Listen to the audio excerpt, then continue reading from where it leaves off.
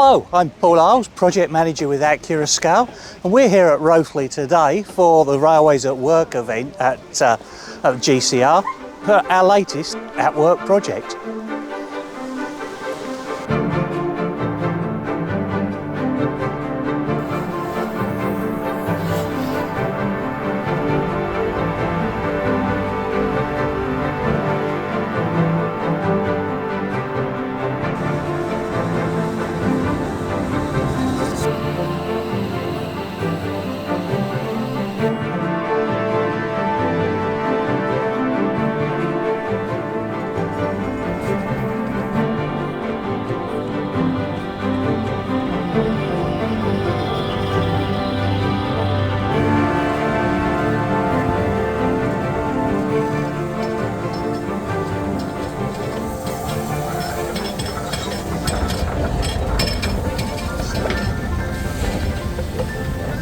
Without any further teasing, it's time to unveil our latest project in the Power in Britain range. It is the humble 16-ton Minerals.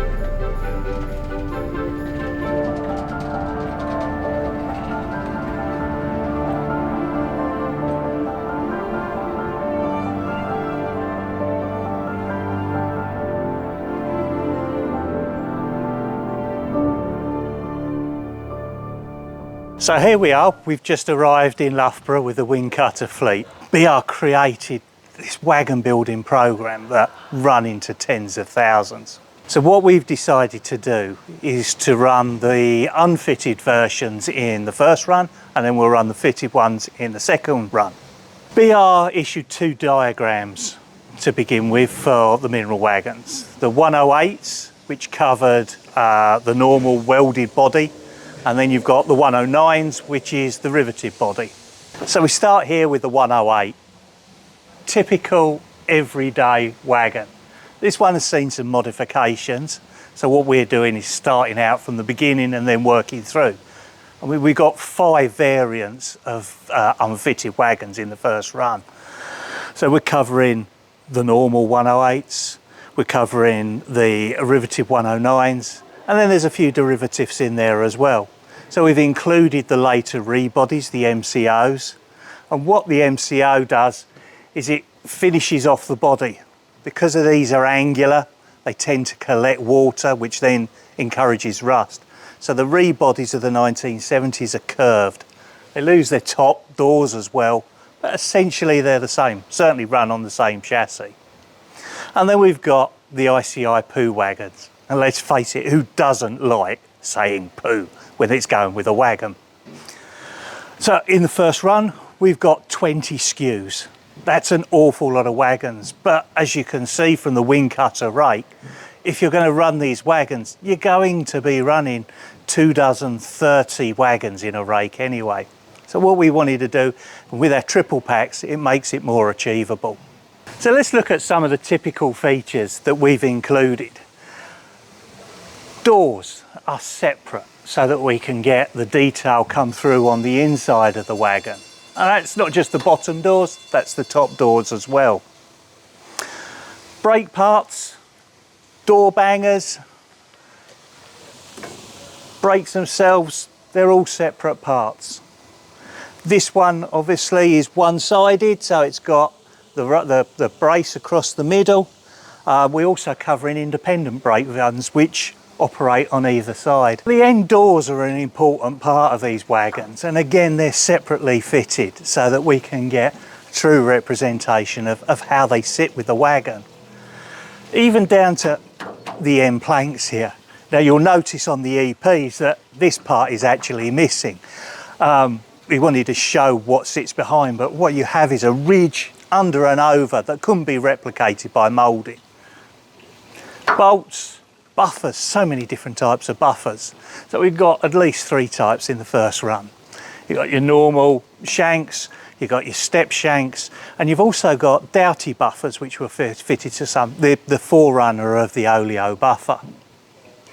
So we work part through, all of the bracing is featured, springs, different journal boxes are featured. So we've got the BR standard and we've also got the square, which we'll show you later on. So the brake bracing struts are all separately fitted details. And as we come through here with the handbrakes and with the holes set in the handbrake lever, it's retaining lever itself. We're using our usual metal profile wheels, 3-hole solid, if it's possible to have 3-hole solid, but there you go. What you'll see on the EP is they're solid because the holes haven't been drilled at this stage. A lot of it is about setting up samples ready for approval. So out of the 20 SKUs, what liveries are we offering? Well, of course, Freight Grey has got to feature. We're also featuring one wagon in bauxite because BR did an initial test with bauxite on unfitted. Looks weird, looks fantastic though. We're also covering things like the CEGB yellow. We're talking Horridge in rail blue as well. We've got the ICI poo wagons in both livery versions of that. And then we've got a couple of worn and weather types that we would normally pick. What I tried to do with this first run is to pick something that will appeal to everyone. And again, we go through from the original as-built legends right the way through the MCO bodies with their worn tops like panels and the general down at heel look.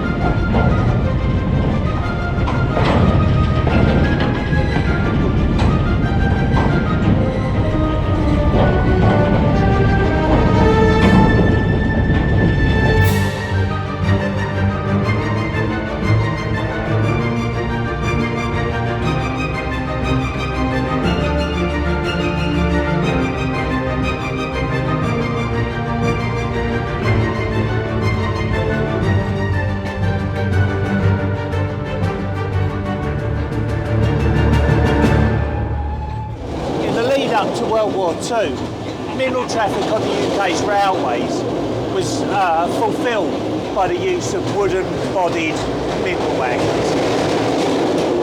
They were old, they were difficult to maintain, and they were expensive to maintain. So what was needed was a new approach, something that was easier to maintain and cheaper. So in the 1930s, a couple of firms prototyped at their own expense a 15, 16 tonne all-steel mineral wagon. And this caught the eye of the Ministry of War Transport, who then went on to commission about 10,000 of these. Further batch was commissioned and sold to the French railways, because obviously in the aftermath of the invasion, French railways needed to get themselves back on their feet. 1945, the Labour government knew that nationalisation would happen, and so a whole series of further mineral wagons built as all steel types were commissioned. So we reached the beginning of the 1950s, and British Rail set out to enter into the biggest wagon building programme that the UK railways have ever seen. Eventually, 220,000 of these all-steel mineral wagons will be built. And out of those, just 13,000 would have been fitted versions. It was a massive building programme, one the railway hasn't seen before and will probably never see again. And what made it even better, what made it even more awesome, if you like, was the fact that this took place over an 8-9 year period. I mean, we're here today on the GCR and we've got a train of 20 all-steel minerals being hauled by a 9F.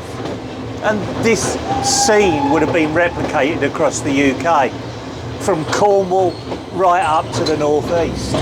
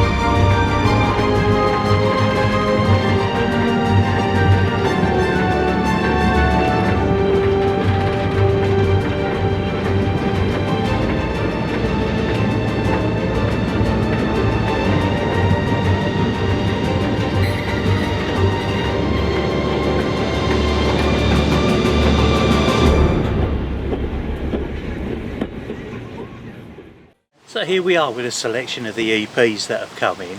Now some of these have got details on that are optional, so it'll be a mix and match over some details. As mentioned earlier, we've covered the different buffers, we've done the different bodies, so for instance with the MCOs and the 108s and the 109s. We've got the riveted and the welded bodies. Pressed and fabricated end doors, with and without, side doors, just as many options as we can to encompass all the changes that went on with the unfitted models. The second run will comprise the fitted models, but we'll unveil those in due course. So you've seen the liveries that we're going to do, everything ranging from the BR pre-tops and tops, NCB, private owner, internal user, something for everyone there. And these are meant to be operated in rakes. So with that in mind, we still offer our usual 10% off for buying more than one pack. So that's it then, the end of another day's filming at the GCR. We've had a great day here at the Railway at Work Gala. And all that remains is for me to say, if you're interested in what we've had to announce today, then click the link at the bottom of this video for prices and availability. And we'll see what else we can find to measure up.